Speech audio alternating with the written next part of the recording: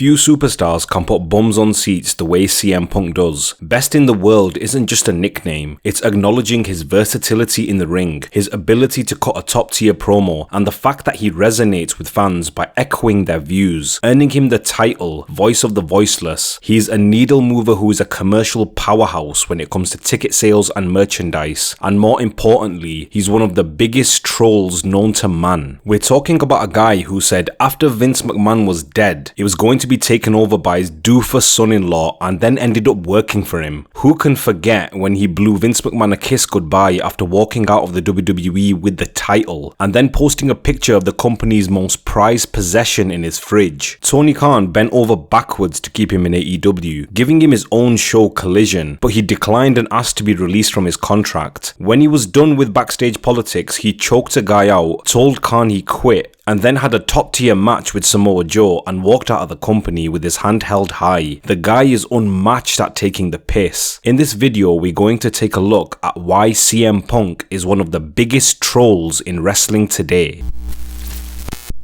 It's no secret that he had issues with AEW. It started off well with rating boosts every time he came on the screen, featuring on all of AEW's highest selling pay-per-views of 2022 and main eventing two $1 million gates. After crossing paths with Hangman Adam Page, things went downhill and Punk was involved in multiple controversies which made Tony Khan's job difficult. He sat next to him during a media scrum and cussed out the company's EVPs. To put icing on the cake, he shouted out Mindy's Bakery and then took time off to heal from injury. When he recovered, Tony was stuck between a rock and a hard place. He desperately wanted to keep him and created a new show, AEW Collision, with CM Punk as headliner. Punk didn't even want to be there at that point and turned the idea down. He felt it wouldn't work and asked to be let go, but Khan wasn't having any of it. Despite Tony's best efforts, Punk was fired in September 2023 after a backstage incident with Jack Perry at All In, describing the incident as the first time he feared for his safety at a show. The report at the time said Punk shoved, punched and choked Perry in front of AEW owner Tony Khan. Once things were broken up, Punk allegedly lunged at Khan before telling him he would be quitting the company. After months of speculation, we recently got the answers we were looking for, and it was confirmed. Tony Khan was chatting out of his arse. During his appearance on Ariel Helwani's podcast, Punk gave his side of the story. The issue with Jack came from him wanting to smash out a rental car window with a bat during a match on Collision, but the on-site doctor and others in the company told him no. When Punk told him to back off the idea, at the time Perry agreed, but he took a U-turn and Hook slammed him into a car windshield at All In. Perry tapped the vehicle's window and looked into the camera and said, "Real glass, Crimea River," which Punk took as a dig. He approached Khan to handle the situation, but he didn't want anything to do with it, so Punk confronted Perry himself, asking, "Why do you insist on doing this dumb internet shit on TV?" Perry responded, "Well, if you got a problem with it, do something about it," and the rest is history. He got his arse handed to him. Punk calmly described the gentle arse kicking he handed out, saying, "I didn't punch anybody, I just choked him a little bit." And then he turned to his boss and said, "This place is a joke, man. You're a clown. I quit." After his comments on the podcast, somebody in AEW had the big brain idea of releasing the footage of the incident, which backfired massively. In the clip, Punk went over to Perry and they exchanged words. Punk then shoved him and put him in a little chokehold. Within seconds, the confrontation was broken up,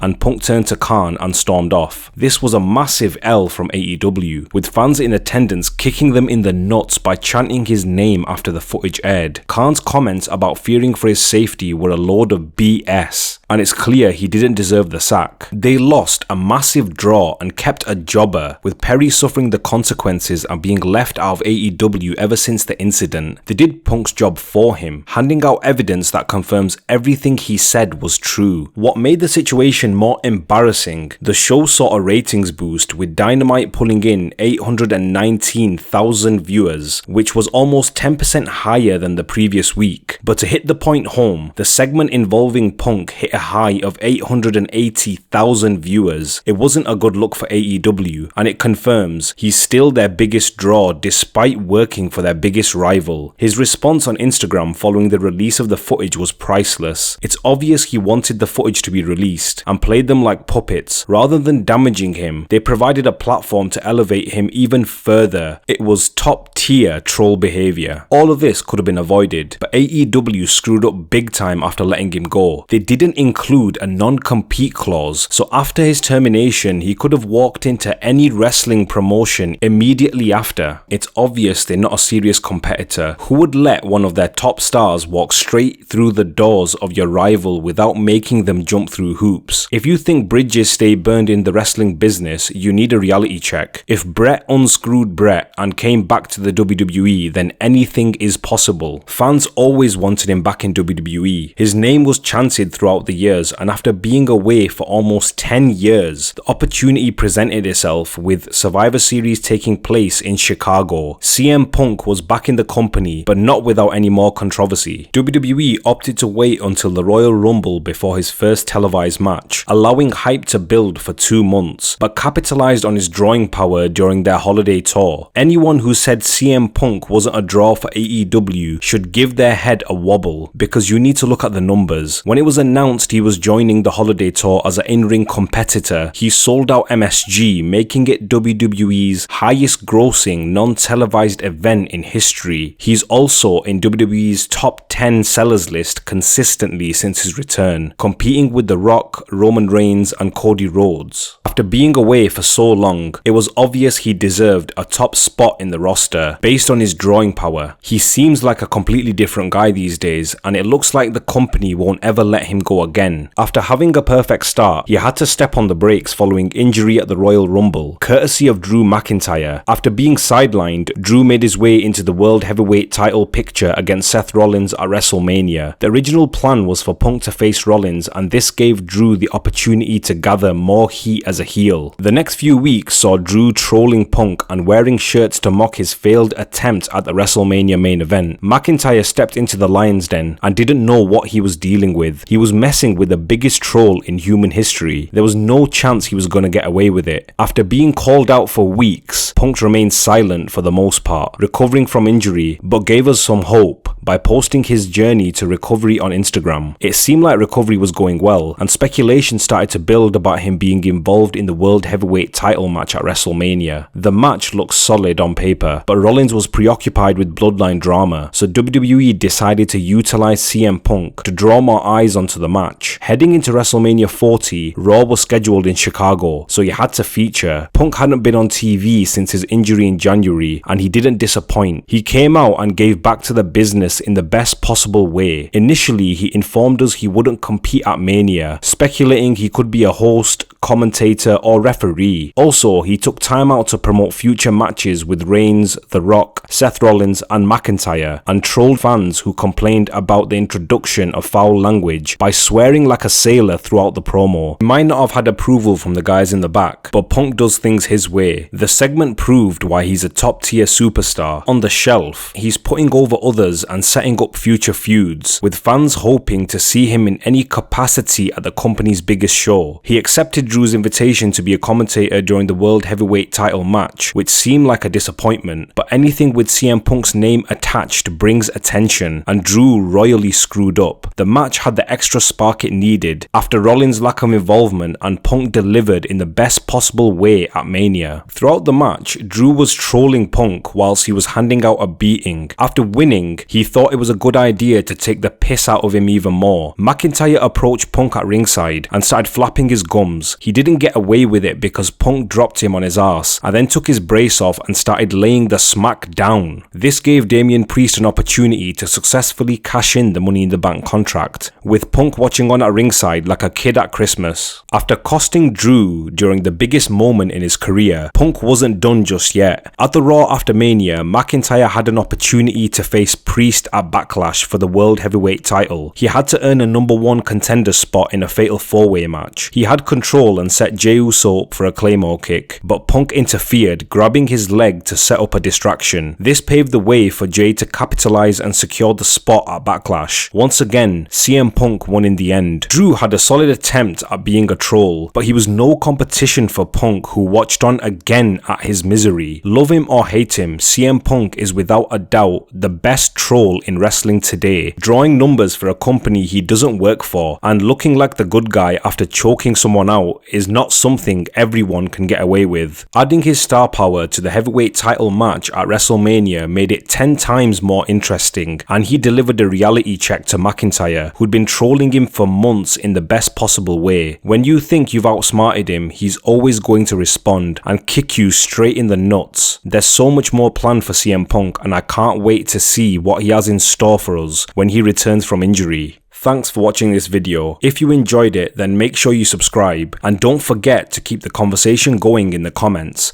I'd love to hear your thoughts about your favourite CM Punk moments. There's plenty more coming your way, so make sure you stay tuned for more wrestling content right here on Wrestling Real.